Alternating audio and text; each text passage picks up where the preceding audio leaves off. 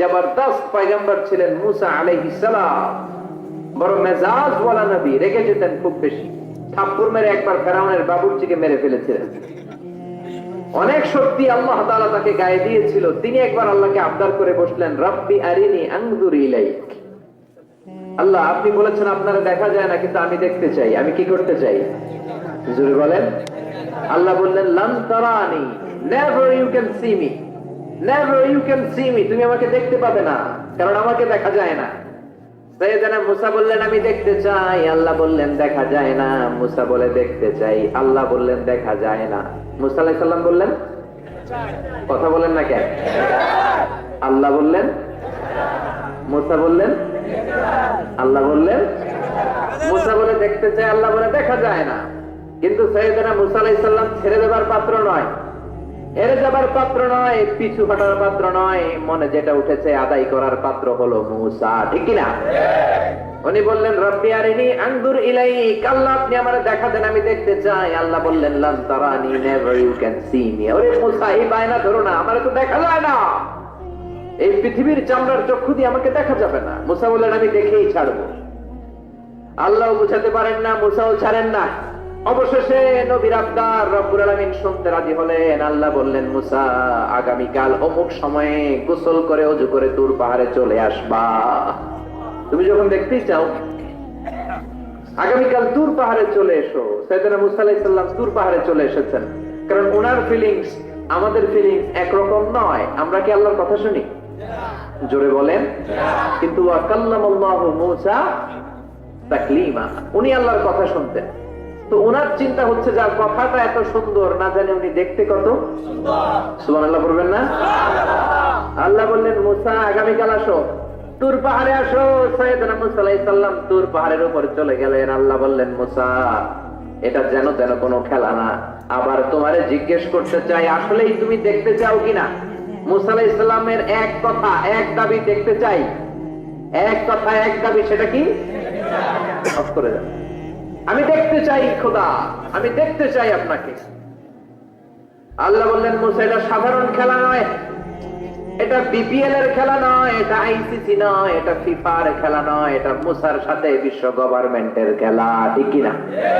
এটা সাধারণ খেলা না। It's a very dangerous game. তুমি যদি স্টার্ট করো, you have to go until the last moment.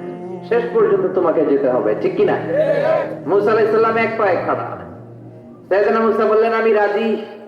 আল্লাহ বললেন, ওকে, তাহলে খেলা শুরু করে দিলাম।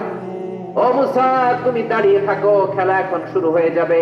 রব্বুল আলামিন মুসা আলাইহিস সালামের চারিদিকে অন্ধকার করে দিলেন। কি করে দিলেন? চারিদিকে 4 ফারসাক এলাকা, এক ফারসাকে 12 মাইল, 4 ফারসাকে অনেক লম্বা একটা জায়গা, 3 × 36 কিলোমিটার জায়গা আল্লাহ অন্ধকার করে দিলেন। ঘুটঘুটে অন্ধকার, এত অন্ধকার সাইয়েদনা মুসা আলাইহিস সালাম নিজের হাতটাও নিজে দেখে না। এবার মনের মধ্যে একটু ভয় চলে আসছে। কোন আওয়াজ নাই, অন্ধকার। এবার মনের মধ্যে ভয় এসেছে, কিন্তু আল্লাহকে দেখতে চায়। ওই নেশায় এখন অন্তরের মধ্যে কিছু সাহস আছে না নাই? সাহস নিয়ে দাঁড়িয়ে আছে। এবার আল্লাহ চারিদিকে আলোকিত করে দিলেন। এবার বললেন, মুসা, আরো কিছু কাজ আছে। তোমার চারদিকে 4 ফারসাক এরিয়ার মধ্যে কোনো প্রাণী থাকতে পারবে না। কোনো মশা থাকবে না, মাছি থাকবে না, ইঁদুর থাকবে না, ব্যাঙ থাকবে না, পাখি থাকবে না। সবগুলো পশু আর প্রাণীকে বললেন, আল্লাহ বললেন, তোমরা বাইরে চলে যাও, বাউন্ডারির বাইরে চলে যাও। বাংলাদেশের সাথে ইন্ডিয়ার খেলা, আপনারা দর্শক মাঠে ঢুকতে পারবেন? বলেন, ঢুকলে খেলা হবে, খেলাইটা হবে। আল্লাহ বললেন, সবাই বাইরে চলে যাও। সব বাইরে চলে গেল। এবার আল্লাহ বললেন, মুসা, তোমার 2 কাঁধের মধ্যে 2 ফেরেশতা আছে না নাই? কিরামান, তাদেরকেও বাইরে পাঠানোর দরকার আছে না নাই? আল্লাহ বললেন, তোমরাও 4 দিক থেকে বাউন্ডারি দেয়া এরিয়ার বাইরে তোমরা চলে যাও। এবার রব্বুল আলামিন বললেন, আল্লাহর স্পেশাল সিকিউরিটি ফোর্স ফেরেশতাকে তোমরা 4 দিকে বাউন্ডারি দাও। স্পেশাল সিকিউরিটি ফোর্স ফেরেশতা কাঁধের সাথে কাঁধ লাগিয়ে, পায়ের সাথে পা লাগিয়ে 4 দিকে একটা বাউন্ডারি দিলেন। চিল্লায়ে বলেন, আল্লাহু আকবার। এবার সাইয়েদনা জিবরাইলকে আল্লাহ বললেন, ও জিবরাইল, তুমিও ঢোকার চেষ্টা করো না, তুমিও বাইরে চলে যাও। সুবহানাল্লাহ। সাইয়েদনা জিবরাইল বলে, আল্লাহ, আমাকে তৈরির পর থেকে, আমাকে রূহ দেওয়ার পর থেকে আজ পর্যন্ত তোমারে আমি দেখি নাই। সিদরাতুল মুনতাহা হলো আমার লাস্ট বর্ডার। ওই বর্ডারে কান লাগিয়ে তুমি যা বলো শুনি, ওই কথাগুলো নবীদের কাছে পৌঁছে দেয়, এটাই আমার ডিউটি। আজ পর্যন্ত আমিও তোমারে দেখি নাই, তোমার নূর এখনো দর্শন লাভ করি নাই, আমিও দেখতে চাই। আমার ভাই মুসার সাথে আমাকেও দেখতে দাও। আল্লাহ বললেন no no, this game is between Musa and me. এটা মুসার সাথে আমার খেলা, তোমার তো খেলা নাই, ঠিক কি না? জিব্রাইল তুমিও বাইরে চলে যাও। সাইয়েদনা জিব্রাইলও বাইরে চলে গেলেন। এবার একেবারে গ্রাউন্ড রেডি, স্টেডিয়াম রেডি, এবার খেলা হবে। খেলা কি হবে? বলেন কি হবে? মুসা আলাইহিস সালাম আর বিশ্ব গভর্নমেন্ট, আল্লাহর সাথে খেলা। আল্লাহ বললেন মুসা তুমি উপরের দিকে তাকাও। সাইয়েদনা মুসা আলাইহিস সালাম উপরের দিকে তাকালেন, দেখলেন প্রথম আকাশ দেখা যায়, তারপরে দ্বিতীয় আকাশ, তৃতীয় আকাশ, সব দেখতে আরম্ভ করলেন। প্রথম আকাশ, এটা বিশাল একটা area, it's a big space, we can't imagine. এটা কত বড় আমরা কল্পনাও করতে পারি না, বিশাল। এই যে ছোট্ট একটা জায়গায় আমরা কুমিল্লাতে বসে আছি। কুমিল্লা হলো বাংলাদেশের 64 জেলার একটা জেলা। 64 জেলা নিয়ে আমাদের সুজলা সুফলা শস্য শ্যামলা বাংলাদেশ। এই বাংলাদেশ হচ্ছে পৃথিবীর অনেকগুলো দেশের মধ্যে থেকে ছোট্ট একটা দেশ। এক কানাডা বাংলাদেশ থেকে 100 গুণ বড়, এক রাশিয়া বাংলাদেশ থেকে 200 গুণ বড়। এরকম 200টা দেশ নিয়ে এই পৃথিবী, তার মধ্যে দেশগুলো হচ্ছে 30 ভাগ আর সাগর হচ্ছে 70 ভাগ। চিল্লায় বলেন আল্লাহু আকবার। তার মানে এই পৃথিবীর তুলনায় কত ছোট্ট একটা জায়গায় এই সূর্যপুরে আমরা বসে আছি। কত নগণ্য আমি, কত ক্ষুদ্র আমি, কত ছোট্ট আমি, ঠিক কিনা? এই পৃথিবীটা হচ্ছে আমাদের সৌরজগতের অনেকগুলো গ্রহের মধ্যে থেকে ছোট্ট সাইজের একটা গ্রহ। এই যে সূর্যের আলো আমরা প্রতিদিন পাই, যেটার আলো প্রায় 8 মিনিট 20 সেকেন্ড ব্যয় করে আমাদের দিকে আসে, সেকেন্ডে 1,86,000 মাইল বেগে। এই সূর্যটা এত বিশাল পৃথিবীর চাইতে 13 লক্ষ গুণ বড়। আর আসতে বলেন সুবহানাল্লাহ। সূর্যই কি পৃথিবীর সবচাইতে বড় সাইজের তারা? নো, সূর্যের চেয়ে অনেক বড় তারা আছে। ব্যাটেলজিউস নামে একটা তারা আছে, যেই তারাটা, যে সূর্য পৃথিবীর চেয়ে 13 লক্ষ গুণ বড়, ওই ব্যাটেলজিউস তারা সূর্যের চেয়ে 33 কোটি গুণ বড়। তার মানে এই না ব্যাটেলজিউসই পৃথিবীর সবচেয়ে বড় তারা। সূর্যের পরে পৃথিবীর সবচেয়ে কাছের তারার নাম হচ্ছে প্রক্সিমা সেন্টরাই, তারপরে আলফা সেন্টরাই এ, আলফা সেন্টরাই বি, এটা ক্যারিনা, ব্যাটেলজিউস, এরকম করতে করতে এক একটা তারা বিশাল বড়। এই সবগুলো তারা মিলে আমাদের গ্যালাক্সি। আমাদের গ্যালাক্সিতে অনেকগুলো তারা। আমাদের গ্যালাক্সির নাম হচ্ছে মিল্কি ওয়ে। এর মানে এই নয় মহাবিশ্বে মাত্র একটা গ্যালাক্সি। বিজ্ঞানীদের ধারণা প্রথম আকাশের নিচে প্রায় 400 বিলিয়ন গ্যালাক্সি রয়েছে। চিল্লায় পড়ে আল্লাহু আকবার। এরকম হাজারো গ্যালাক্সি নিয়ে আমাদের ইউনিভার্স, এরকম হাজারো ইউনিভার্স গোটা বিশ্বে আছে না নাই? এই সবগুলোকে প্রথম আসমানের নিচে রেখে আসমানটাকে সুশোভিত করেছে কে? সাইয়েদনা মুসা আলাইহিস সালাম প্রথম আসমানের দিকে তাকালেন, ওনার চোখের পাওয়ার বাড়িয়ে দিল কে? উনি এই গ্যালাক্সি দেখতে আরম্ভ করলেন, ব্ল্যাক হোল দেখতে আরম্ভ করলেন, ইউনিভার্স গুলো দেখতে আরম্ভ করলেন, ডিফারেন্ট ল অফ নেচার নিয়ে যত ইউনিভার্স আছে তিনি দেখলেন। তারপরে দ্বিতীয় আকাশ, একটার চাইতে আরেকটা বড়, একটার চেয়ে আরেকটা বড়। আমরা কিন্তু প্রথম আকাশ দেখি না। নাসার বিজ্ঞানীরা আজীবন গবেষণা করেও প্রথম আকাশের নাগালে যেতে পারবে না। তারা যেখানে যায় এটা হচ্ছে প্রথম আকাশের মহাশূন্য। এটা কি? প্রথম আকাশের মহাশূন্য, তারপরে প্রথম আকাশ, তারপরে দ্বিতীয় আকাশের মহাশূন্য, তারপরে দ্বিতীয় আকাশ, তারপরে তৃতীয় আকাশের মহাশূন্য, তারপর তৃতীয় আকাশ। একটার চাইতে আরেকটা বড়। কত বড়? বিশ্বনবী বললেন তোমার হাতের আংটিটা, কোনটা? আংটিটা যদি সাহারা মরুভূমিতে ফেলে দাও, তাহলে সাহারা মরুভূমির তুলনায় তোমার আংটি যত ছোট, আল্লাহর দ্বিতীয় আকাশের তুলনায় আল্লাহর প্রথম আকাশটা ঠিক তত ছোট। এভাবে তৃতীয় আকাশ আরো বড়, চতুর্থ আকাশ আরো বড়। সাইয়েদনা মুসা আলাইহিস সালাম দেখলেন 7 আকাশ দেখলেন। তারপরে তিনি দেখলেন সিদরাতুল মুনতাহা দেখা যায়, সেখান থেকে দেখলেন 4টা ঝর্ণা, 4টা নদী, 2টা জান্নাতে ঢুকেছে, 2টা নদী সিদরাতুল মুনতাহা থেকে দুনিয়ায় এসেছে। একটা নদীর নাম হলো মিশরের নীল নদী, আর একটা হলো ইরাকের দজলা নদী। সুবহানাল্লাহ। তারপরে নজর করে তাকালেন, সেখানে দেখলেন তিনি কোরআনের বাড়ি দেখা যায়। বাল হুয়া কুরআনুম মাজিদুন ফি লাওহিম মাহফুজ। নাম শুনেছেন? লাওহে মাহফুজ কার বাড়ি? কোরআনের বাড়ি। লাউহে মাহফুজ কার বাড়ি? নজর করে দেখে কোরআনের বাড়ি দেখা যায়। সাইয়েদনা মুসা আলাইহিস সালামের চোখের পাওয়ারকে বাড়িয়ে দিয়েছে কে? ওনার চোখের মেকানিজম মেগাপিক্সেলকে প্রখর করে দিয়েছে কে?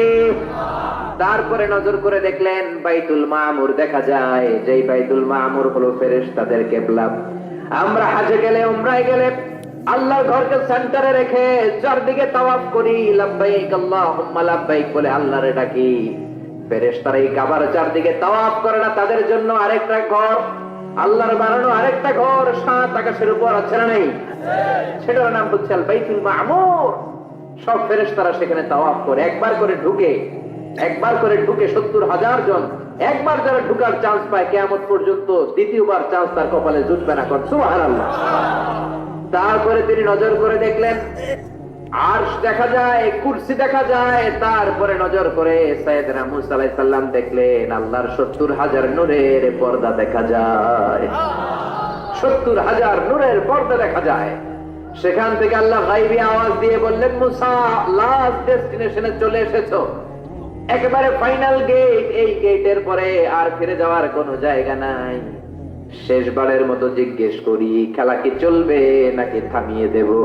সাইয়েদনা মুসা বলে চলবে। সাইয়েদনা মুসা বললেন কি চলবে? কি সাহস না, কি শক্তি ওনার, কি মেধা ওনার, কি কিউরিসিটি ওনার, কি অদম্য আগ্রহ ওনার। উনি বললেন খেলা চলবে। এত দূর এসেছি, পিছনে ফিরে তাকানোর মানুষ আমি নই, ঠিক না? আল্লাহ বললেন মুসা তাহলে ঠিক আছে, খেলা শুরু হয়ে যাবে, একটু শক্ত হয়ে দাঁড়াও। সুবহানাল্লাহ পড়েন। এই প্রথম আল্লাহ তার নূরের তাজাল্লির ফোকাস পৃথিবীতে ঠেলে দিবেন, এর আগে পড়ে নাই। আল্লাহু আকবার। সাইয়েদনা মুসা আলাইহিস সালাম শক্ত হয়ে দাঁড়ালেন। ফালাম্মা তাজাল্লা রাব্বুহু জাআলাহু দাক্কা ওয়া খাররা মুসা সাইকা। ফালাম্মা তাজাল্লা রাব্বুহু লিল জাবাল। আল্লাহ বললেন মুসা তবে একটা কথা শুনে রাখো, এত দুর্বল করে তোমাদের বানিয়েছি। ওয়া খুলিকাল ইনসানু দাঈফা। মানুষ কি সবল নাকি দুর্বল? সবল না দুর্বল? দুইবার পাতলা পায়খানা হইলে চেহারার দিকে তাকানো যায় না, ঠিক কিনা? আজকের জান্নাতুন নাইম এপ্রিল বিশ্ব সুন্দরী, 20 বছর পরে বিশ্ব পেতনিও না, ঠিক কিনা?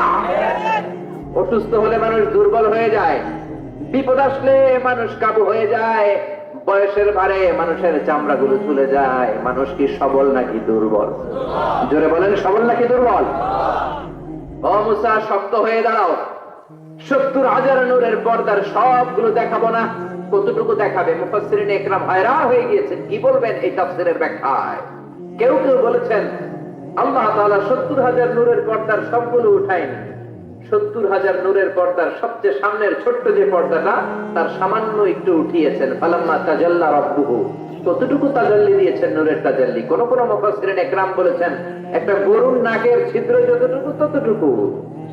কোন কোন মুফাসসির বলেছেন না না, এটা তো অনেক বেশি। মিসলা উনমুলাতিল খিনসার। এই আঙ্গুলটার নাম হচ্ছে খিনসার। কি নাম?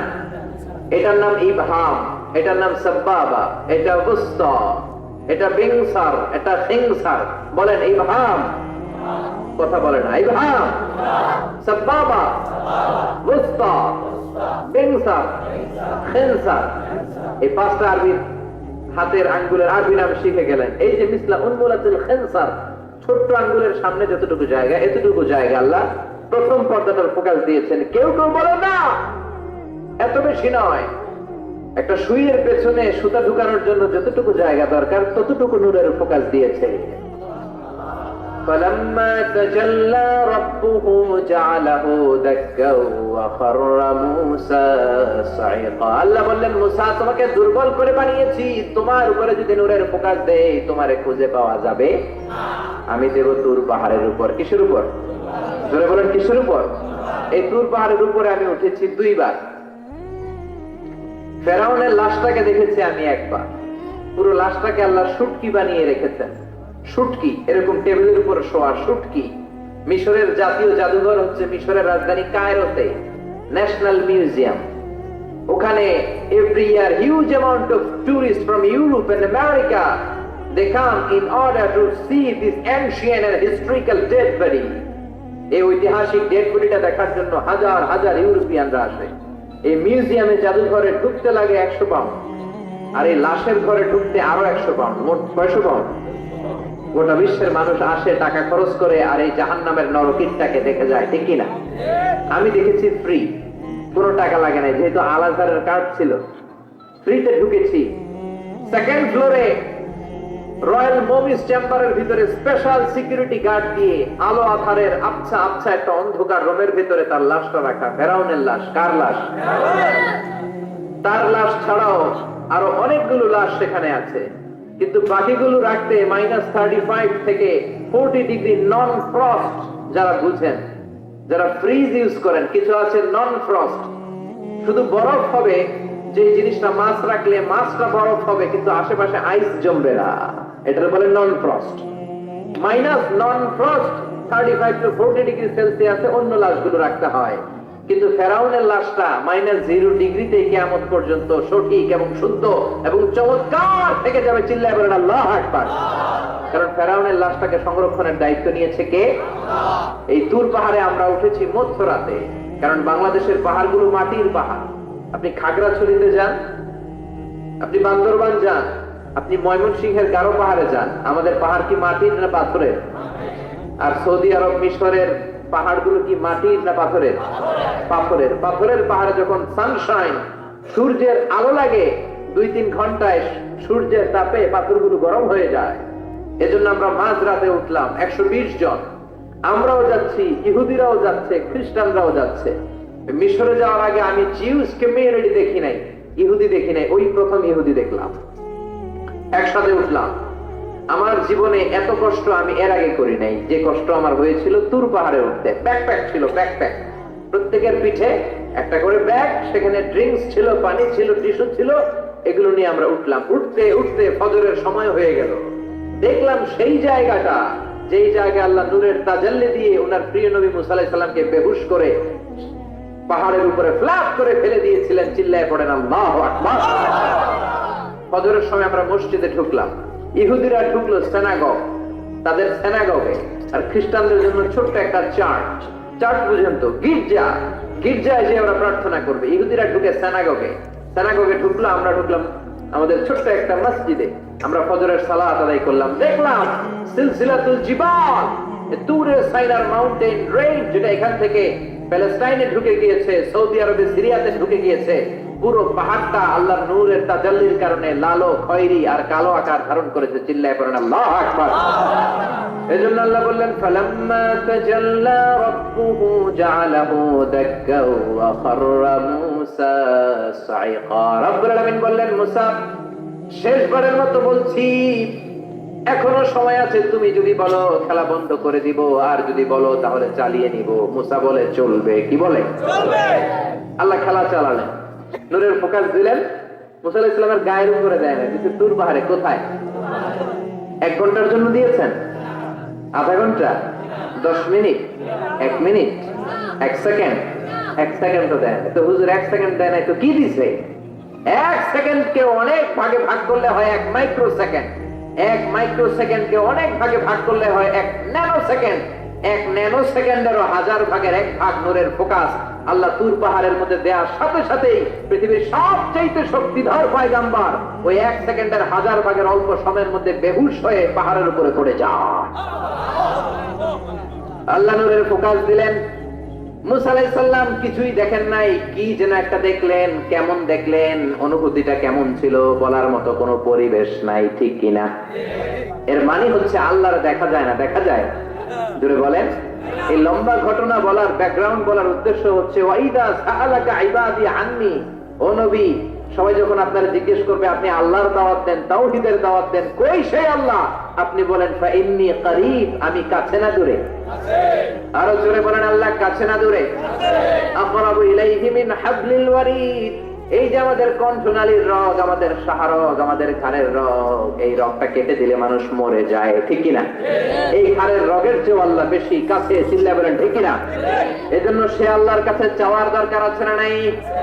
আল্লাহ বললেন, গোলাম, ওয়াইদা, তুমি যখন ডাকতে শুরু করে দাও, ওয়াইদা সাআলাকা ইবাদি আন্নী ফা ইন্নী করিব, উজিবু দাওয়াতাদ দাঈ ইযা দাআন, আমার বান্দারা যখন আমাকে ডাকতে শুরু করে দেয় আমি আমার বান্দার ডাকে সাড়া দেই। সুবহানাল্লাহ। ডাকলে সাড়া দেয় কে? কেউ যেটা দেয় না সেটা দেয় কে? কেউ যেটা শোনে না সেটা শোনে কে? কেউ যেটা বুঝে না সেটা বুঝে কে? এজন্য আল্লাহ বললেন, গোলাম আমার কাছে যাও, show us the correct path, show us the straight path. আল্লাহ, এমন একটা সোজা পথ আপনি আমাদেরকে দেখান যে পথে উঠলে এই পথে ওঠা শুরু হবে দুনিয়াতে, পথটা শেষ হয়ে যাবে জান্নাতে। চিল্লায় বলেন ঠিক কিনা? এজন্য দোয়া হলো আমাদের হাতিয়ার। অস্ত্র, রাইফেল, বন্দুক, ড্রোন, শুধু এগুলোই আমাদের হাতিয়ার নয়, দোয়াও আমাদের হাতিয়ার। জোরে বলেন ঠিক কিনা? সবকিছুর দৌরাত্ম, খবরদারি যেখানে শেষ, মুমিনের দোয়ার কারিশমা সেখান থেকে শুরু। কথা বুঝতে পেরেছেন? সবকিছুর দৌরাত্ম যেখানে শেষ, মুমিনের দোয়ার কারিশমা সেখান থেকে শুরু। চিল্লায় বলেন ঠিক কিনা? এজন্য বিশ্বনবী বললেন, দুআউ সিলাহুল মুমিন, দোয়া হচ্ছে মুমিনের অস্ত্র। আপনি যদি মিসাইল হামলা করেন, ড্রোন ক্ষেপণাস্ত্র হামলা করেন, ওই ড্রোন যেমনি লক্ষ্য বস্তুর মধ্যে যে আঘাত করবে, দোয়ার মতো দোয়া করতে জানলে আপনার দোয়াও যে আপনার অভিষ্ট লক্ষ্যে পৌঁছে যাবে। ঠিক কিনা? অনেকে বলে, হুজুর অনেক দোয়া করি আমার দোয়া কবুল হয় না, এরকম একটা অভিযোগ আছে না নেই? জোরে বলেন। অনেকে আমাদের কাছে বলে, হুজুর একটা পেরেশানিতে আছি, একটু ঝামেলায় আছি, বিপদে আছি, 2 বছর ধরে মসজিদে চোখের পানি ছেড়ে দোয়া করলাম কিন্তু দোয়া তো কবুল হয় না, আমার আল্লাহ আমার কথা শোনে না, এরকম অভিযোগ আছে না নাই? এর কারণ দোয়াটা সিনসিয়ারলি হয় নাই, আন্তরিকতার সাথে হয় নাই, মনোযোগ দিয়ে হয় নাই। সিনসিয়ার দোয়া এটা অনেক পাওয়ারফুল, অনেক শক্তিশালী, এটা কখনো মিস হতে পারে না। চিল্লায় বলেন ঠিক কিনা? বিশ্বনবী বললেন, দোয়া এত পাওয়ারফুলি, আত-তাকদীরু লা ইয়ারুদ্দু ইল্লা বিদ-দুআ, মানুষের তাকদীরের কোনো চেঞ্জ নাই, কোনো পরিবর্তন নাই, কিন্তু তাকদীরের যদি কোনো কিছু চেঞ্জ হয়ে যায় সেটা বলে দোয়ার মাধ্যমে হয়ে থাকে। সুবহানাল্লাহ। দোয়া আপনার তাকদীরকেও চেঞ্জ করে দিতে পারে। চিল্লায় বলেন ঠিক কিনা? এই দুনিয়ার মানুষগুলোর কাছে বেশি বেশি চাইলে খুশি হয় না রাগ হয়? জোরে বলেন। আপনার কাছে যদি আমি 500 টাকার জন্য আজকে যাই, 500 টাকা দেন, মিজানুর রহমান আজহারি হুজুর আসতে, না দিলে কেমন টাকা দিয়ে দিলেন, কালকে তাও দিলেন, তারপরের দিন দিবেন, হ্যাঁ দেখ কাম নাই আমার টাকা দিবেন না, এরপরের দিন 200, এরপরের দিন 100, এরপরের দিন লাঠি লিয়ে দৌড়াইবেন। ঠিক কিনা? এটা দুনিয়ার মানুষের রীতিনীতি। বারবার একটা বিষয় নিয়ে আসলে আমরা রেগে যাই, আমরা অপছন্দ করি, কিন্তু আল্লাহর নীতি উল্টা। আল্লাহর কাছে বারবার চাইলে আল্লাহ খুশি হয়। ঠিক কিনা? তিরমিজির বর্ণনায় বিশ্বনবী বললেন, ইন্নাহু মান লাম ইয়াসআলিল্লাহ ইয়াগদাব আলাইহি, যে ব্যক্তি আল্লাহর কাছে চায় না আল্লাহ তারে পছন্দ করে না। সুবহানাল্লাহ। আর যে ব্যক্তি আল্লাহর কাছে চায় তারে আল্লাহ পছন্দ করে। ঠিক কিনা? এজন্য চাইতে রাজি আছেন? দোয়া করতে রাজি আছেন? কার কাছে করবেন? নাকি ছোট হুজুরের কাছে, বড় হুজুরের কাছে, দাদা হুজুরের কাছে, ল্যাংটা বাবার কাছে, খাজা বাবার কাছে, দুর্গায় যে, দরগায় যে, কোথাও যে কিছু আমরা চাইবো না, চাইবো একজনের কাছে। তিনি কে? কারণ তার কাছে আমরা যাই চাই তিনি বলে, যাও দিয়ে দিলাম, যাও নিয়ে যাও, ইয়েস দেব, আমি দেব, আমি দেব। তিনি সব সময় বলে আমি দেব, তিনি সব সময় বলে ইয়েস, নো এটা তিনি বলে না। আল্লাহ ডিকশনারিতে নো নাই, কি নাই? আপনি যখনই চাইবেন আল্লাহ বলে ইয়েস দেব, তাহলে বলবেন, হুজুর এত কিছু চাইলাম দিল না কেন?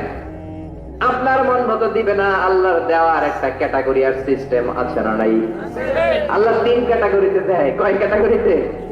3 ক্যাটাগরি। ক্যাটাগরি নাম্বার 1, আপনি চোখের পানি ছেড়ে আল্লাহর কাছে কিছু চাইলেন, আল্লাহ বলে দেব, ইয়েস। কি বলে? কারণ আল্লাহর কাছে তো নো নাই, কি নাই? না বলে না। চাইলে আল্লাহ না করতে জানে না, আল্লাহ বলে ইয়েস দেব, দিয়ে দেয়, আমরা খুশি হয়ে যাই, আমরা নাচতে শুরু করি। ঠিক কিনা? Category number 1। শুনতেছেন না বোধহয়? কষ্ট হচ্ছে নাকি মনোযোগ দিয়ে দিব? শুনবেন আরো কয়েক মিনিট। ক্যাটাগরি নাম্বার 1, চাইলাম দিয়ে দিল, ইয়েস। এবার ক্যাটাগরি নাম্বার 2, চোখের পানি ছেড়ে একটা কিছু চাইলাম, তখনও বলে ইয়েস। কি বলে? কারণ ওনার কাছে তো নো নাই, কি নাই? আল্লাহ বলে ইয়েস দেব, তবে এখন না, পরে দেব। কখন দিলে আমার জন্য ভালো, আমার চেয়েও ভালো জানে কে? কখন দিলে আমার জন্য ভালো, আমার চেয়ে ভালো জানে কে? আল্লাহ বলে এখন দিলে ভালো হবে না, তোর চেয়ে আমি ভালো জানি, যখন দিলে তোর জন্য ভালো হয় তখন দিয়ে দেবো। সুবহানাল্লাহ। দুইটা গেল। এবার হলো ক্যাটাগরি নাম্বার 3। চোখের পানি ছেড়ে আপনি আল্লাহর কাছে চাইলেন, আল্লাহরে ডেকে বললেন, আল্লাহ আমাকে তুমি এটা দাও। আল্লাহ তখনও বলে ইয়েস। কি বলে? কারণ ওনার কাছে কি নাই? নো নাই। উনি না বলতে জানে না, চাইলেই বলে ইয়েস দেব।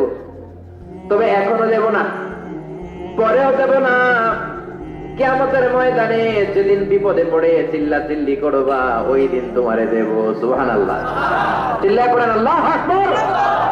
এই জন্য চাইতে হবে একজনের কাছে, তিনি কে? সব নবীরা বিপদে পড়ে চেয়েছেন কার কাছে? সাইয়েদনা আদম আলাইহিস সালাম না বুঝে শয়তানের ওয়াসওয়াসায় পড়ে ছোট্ট একটা ভুল করলেন, কেঁদে কেঁদে মুনাজাত করলেন কার কাছে?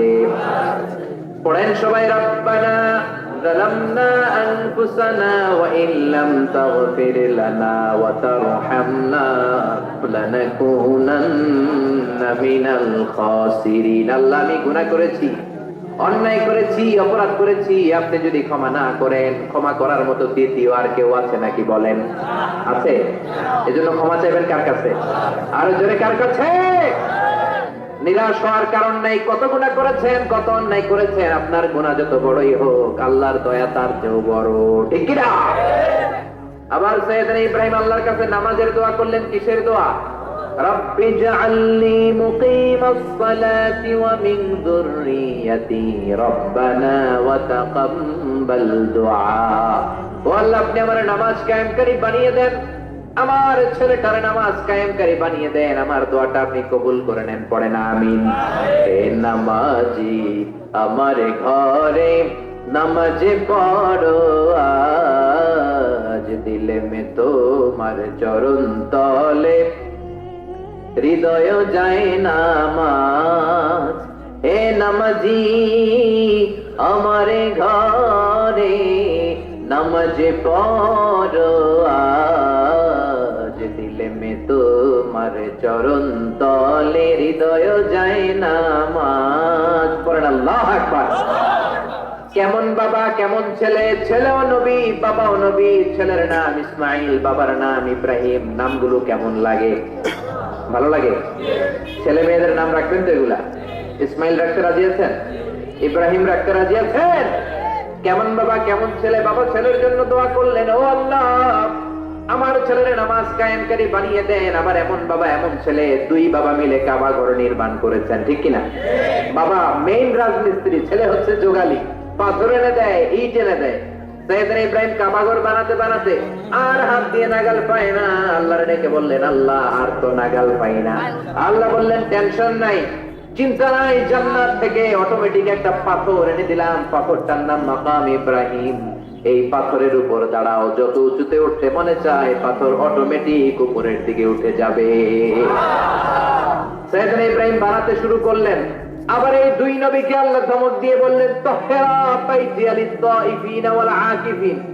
ও ইসমাইল, ও ইব্রাহিম, আমার ইবাদতকারী বান্দাদের জন্য, আমার হাজী সাহেবানদের জন্য, উমরাকারীদের জন্য বাপ বেটা মিলে ঝাড়ু নিয়ে কাবা ঘরকে ঝাড়ু দিতে শুরু করে দাও। সুবহানাল্লাহ। মসজিদেরি ঝাড়ু বারদার ও কামারে হাত শোনো আমারে মুনাজাত, শোনো শোনো ইয়া ইলাহি আমারে মুনাজাত, শোনো আমারে মুনাজাত। করেন আমিন। কত বড় হৃদয়ের মানুষ ছিল নবী, নবীদের বাবা আবুল আম্বিয়া খলিলুল্লাহ ইব্রাহিম আর তার ছেলে ইসমাইল, তারা মসজিদ ঝাড়ু দিয়েছে। আমরা মসজিদ পরিষ্কার করতে চাই না, এরকম আছে না নাই? একদল আছে মসজিদে ঢুকাই বালু দেখলে মুয়াজ্জিন সাহেব রেখে আছে না নাই? মুয়াজ্জিন সাহেব কোথায়? ইমাম কই? বালু কেন? টিকটিকির পায়খানা কেন? আপনি আসলেন কই মিয়া? আপনি ঝাড়ু দেন, আপনি পরিষ্কার করেন। নবী হয়ে তারা কাবা ঝাড়ু দিতে পারে, মসজিদ পরিষ্কার করতে পারে, আপনি কোন সলিমতি আর কলিমতি? ঠিক না? এজন্য মনে অনেক জ্বালা যন্ত্রণা, দোয়া করেন কবুল হয় না, মনে অনেক ব্যথা। আপনার ব্যথা যদি দূর করতে চান, এলাকার মসজিদ গুলারে পরিষ্কার করেন, মসজিদ যে ঝাড়ু দিয়ে দেন, আপনার মনের জ্বালা মিটিয়ে দিবে কে? আবার সাইয়েদনা ইউনূস আলাইহিস সালাম দোয়া করলেন, লা ইলাহা ইল্লা